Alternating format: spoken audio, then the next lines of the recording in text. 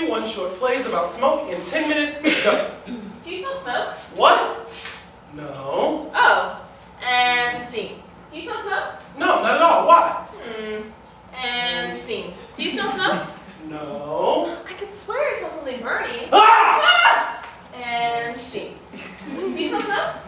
No. I could swear I smell something burning. You're crazy. There's something wrong with you. Forget this. I want a divorce. And scene. Do you smell smoke? I love you. And scene. Do you smell smoke? Go to hell. And scene. Mind if I smoke? No, go right ahead. Thanks. No problem. I used to be a smoker too. I like the smell. I really appreciate it.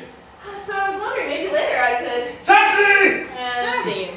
Mind if I smoke? Yeah, go right ahead. Sorry. I know. Nasty habit, but I love it. If I could smoke all day, I would. I could be on a desert island with just me and my smokes. Nobody, just me, myself, and I and my smokes. I just need time to myself, be alone for a while. Seriously, me, myself, and I and my smokes. Wouldn't that be great? Yeah. So would you like some company? And scene. Mind if I smoke? Not at all. I'm a smoker too. You smoke? Fantastic! Let's smoke. Yes, let us smoke. Let's smoke and smoke and smoke. Let's smoke until we cannot smoke anymore. Let's smoke until we die. Yes, do you have a light? Shit. Taxi! And scene. Mind if I smoke? Yes. No. I don't know. I don't want to tell you what to do. I am concerned about my own health. I'm sure one little smoke isn't going to kill me. I guess it depends if you're coming on to me. And scene. Mind if I smoke? Mind if I die, you selfish prick? Mind if I smoke? No! Mind if I blow ping pong balls on your vagina? Mind if I smoke? Take me now or lose me forever! Taxi! And scene. Care for a smoky? An Oscar Mayer pork sausage, you mean? Yeah, a little smoky. And orders the boys for one or two. Love those smokies. It's a party in a can. Now a turkey. And scene. Care for a smoky? An Oscar Mayer pork sausage, you mean? Yeah, a little smoky. And orders the boys for one or two. I wouldn't eat one of those if you paid me. Now in turkey, care for a smoky? An Oscar Mayer pork sausage, you mean? Yeah, a little smoky. And orders the boys for one or two. I'd rather eat my own feces. Now in turkey, care for a smoky? An Oscar Mayer pork sausage, you mean? No, I mean a smoking pile of your own feces. Of course I mean an Oscar Mayer pork sausage. Taxi! And scene. Care for a smoky? No, thank you. They're good. Sorry, I'm a vegan. And scene. And now I'm seeing Care for a Smoky by Anton Chekhov. So, that's the end of life here. Care for a smoky. That's funny. I can't seem to find... No, thank you. It's cold out. 30 degrees. They're good. The smokies. Yes, it's cold. It's the end of life here. Sorry, I'm a vegan. And scene. Care for a Smoky by Sophocles. Citizens, I will find this smoky and end the plague. You are the one you seek. Yes, I am. I could eat, but I could not taste. Oh, cursed man, the gods will punish you. Cannot you see we are vegans? And scene. Care for a Smoky by Shakespeare. Do you care for a smoky, good bargain? Rogue, I would rather live my dress to a catfish. Come then, you lady off fishmonger. Words, vegan am I, get thee gone. By Edward Albee. What a dummy can of Smokies? Who said that? What dummy can of Smokies? I don't know. Yes, you do, you milk and toast good for nothing. I killed him. Our son was a vegan and I killed him. Sam Shepard? You couldn't even steal a can of Smokies. You don't think I can steal a smoky? I can steal a smoky, I can fill his kitchen with smokies. Eugene Ionesco. Did you see that herd of Smokies ranger town? I will not capitulate to the Nazis. I mean the smokies. Arthur Miller. For God's sake, Dad, your smokies eye now, and so are you. Tennessee Williams. Blow out your smokies, Laura. And so, goodbye. David Mamet. Fuck you and your fucking smokies, you stupid fuck. Martin Scorsese. Fuck you and your stupid fuck.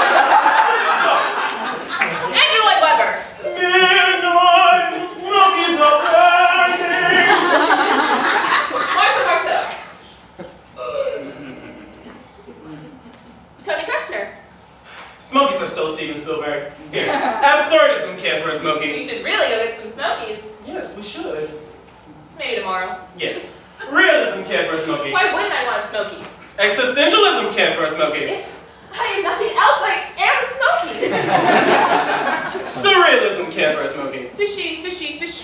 melted clock. Expressionism, campfire smoking.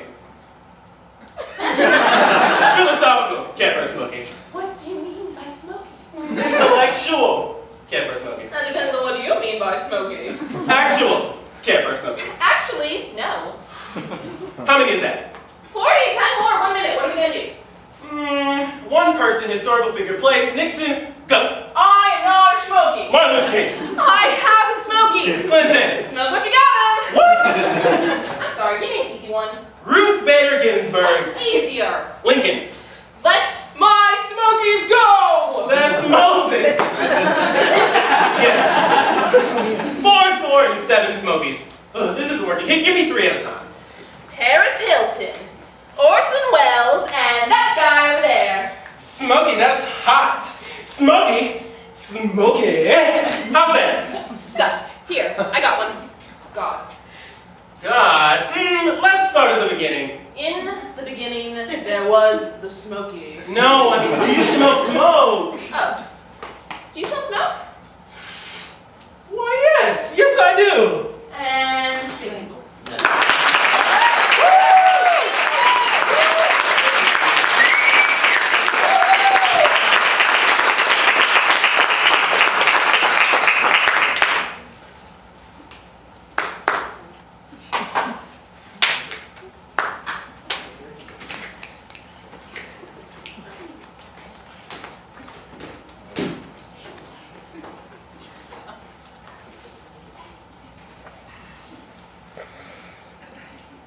The end.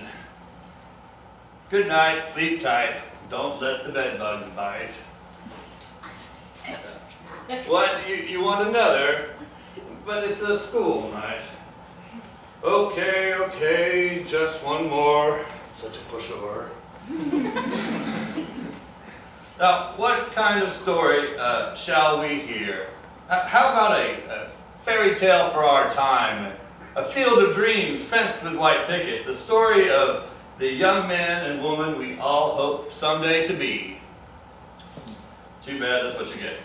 Once upon a time, there was a young woman, pretty as a day in June. Beside her, a young man, smart as a whip and handsome as a polo horse.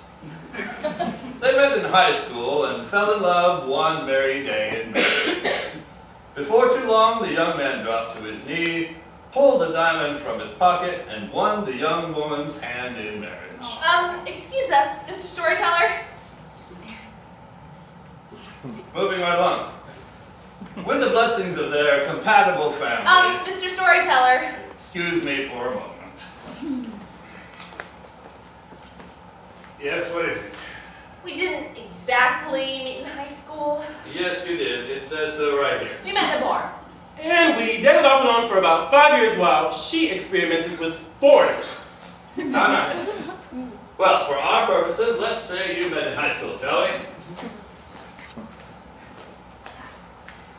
So, with the blessings of their compatible families, the young man and woman were to be bride and groom. Oh, wait a minute. As I recall, you kept breaking it off. What? Yeah, then you want me back the minute I had a new boyfriend. Well, you certainly didn't waste any time running into the arms of the first guy who had an accent. Let's not argue in front of the impressionable youngster, shall we? The bride soon set in on the wedding preparations. I never realized you were a racist. I'm not. I mean, I was fine with the fact that you slept with black men. You're assuming racism automatically refers to African Americans? Isn't that a form of racism itself? Excuse me, ma'am, sir. Firm me those bushes so I can continue with the story. Thank you. Well, by all means, don't let anything silly like our issues get in your way. Look, will you just play along? The children will have ample opportunity to be disillusioned later. Nice bedtime story, shall we? Okay? Okay. So, the preparations. They were to be married in a beautiful church. Drive-through chapel in Vegas. Followed by an elegant reception at an old inn in Vermont. Back room of the Stardust Lounge. The bride put Martha Stewart to shame, but she had the evening designed to the last detail. That really sounds like you. From the linen napkins to the centerpieces of purple freesia and Italian rusticus. Was he invited to somebody else's wedding? And why does everyone always think that the bride has to taste? Does anyone ever take into account that the groom might want to participate? I mean, I worked my way through law school as a floral designer. That's why I know Felicia's all wrong for a centerpiece. Except maybe as an accent flower. You were a floral designer. You have to base your arrangement on a more substantial bloom, like a lily or an orchid. Brad, is there something you want to tell me? Actually, there's something I would like to tell these children so that they can get to bed at a decent hour. The story. Well, huffy huff huff. So, they had their elegant reception for 300 guests at a turn of the century inn in Vermont, You know, we're not from Vermont. We've never even been to Vermont. at which all had a splendid time. What do you mean, is there something I need to tell you? Immediately following the immaculate reception, I mean, is there something you haven't been completely honest with me about? With yourself about? the bride at the tender age of 24. What's so funny? She's not even close to 24. Look, Buster Brown, whose story is this? Ours. What's wrong? This is a fairy tale. I'm going for prototype. But I'm 35. In this story, you're 24. The average American woman gets married at 24. And how old does that make him? 27. Why, how old is he really? I'm the one that's 24. Isn't that a little young to be getting married? How come 24 is okay for me, but not for him? You're the woman you're supposed to be young with. Jesus! Now, look, before I was interrupted for the umpteenth time, boys and girls, I was saying that after the reception, the 24-year-old bride was whisked away in a horse-drawn carriage by her 27-year-old Prince Charming. Whisked away where? I don't know, to the airport. Which one? The airport of Vermont. There's one in Burlington and one in Montpelier. How did you know that? I majored in geography. You did? So, Mr. Fancy Pants, which one is it? The one where you took your flight to Hawaii for your honeymoon. Okay, this whole fairy tale is getting completely out of hand. Everyone knows there's no flight from Vermont to Hawaii. You have to go through Logan or the LAX or both. And anyway, I highly doubt they'd let those horses in the terminal. Oh, for God's sakes, what's the big deal in telling the children a nice little story? How many of these kids' lives are going to turn out like that? None. They can't. It's too much pressure. It's like why Catholic women are all messed up. You can't be a mother and be a virgin. Brad, I shouldn't have married you to begin with. Shayna, how could you say that? You're probably gay. What? Come on. How many straight male floral designers do you know?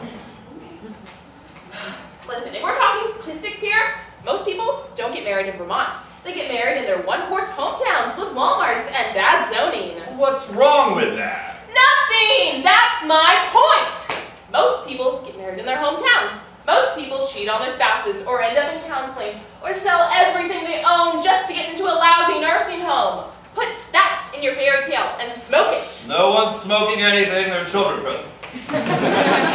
And God forbid we tell them what life is really like. I mean, she's got a point there. You're opening yourself up for multiple class action suits, mister. Fine, I've had it. You want the truth, the whole truth, and nothing but the truth? The whole enchilada, the proverbial hook, line, and sinker? Well, far be it from me to give these little souls something to which to aspire. Do it, do it, do it. I'm warning you, it won't be pretty. We stand warned. I'm such a pushover. Once upon a time in a trailer park not far away, there lived a woman approaching middle age who drank a lot of bourbon, smoked a pack a day, hung out in places where they throw peanut shells on the floor. All right already. And a young, slightly effeminate man who took it up the ass once from a fellow Eagle Scout. It only happened once when he was 17 and drunk on Kahlua. He still considered himself straight. Hey. The woman and the man met in a bar one night where they got drunk and slept together afterwards at her place. Since the woman felt guilty about the one-night stand, she felt she needed to make a legitimate relationship out of the encounter to justify the sex, even though she really prefers black men. To stay deep in the dark closet, the man proposed to the woman, and since she's 35, and let's face it, not getting any younger, she accepted his pathetic offer because it was a real ego boost to have snagged a hot stud 11 years younger than her, even if he does have the occasional problem getting a stiffy with her because he's really gay. Although the man offered to plan the entire wedding with his best friend Steve, the woman insisted they hire a horse-drawn carriage to drop them off at the airport of Vermont, from which they took 6 connecting flights to Las Vegas to get married by an Elvis impersonator. To celebrate, they showed up at the Stardust Lounge, at which they bought all the bar patrons cheese balls and Budweiser. When they arrived back home in Weehawken, New Jersey, the groom, unable to suppress his inner self for a moment longer, took up with a drag queen from Soho, and the bride, realizing she'd never be a mother, consoled herself with vodka and Xanax, and died of a somewhat accidental overdose 3 years later. The groom, now 27, took up wearing cowboy hats and chaps, and made the unfortunate mistake of traveling to Wyoming on business, where he was dragged to his death behind a 4x4 by a bunch of homophobic rednecks. The drag queen wrote a show about the 3 of them in which he played all the parts, won a Genius Grant, and landed his own talk show on New York City cable access. I bid you good night and sweet dreams, children. The end.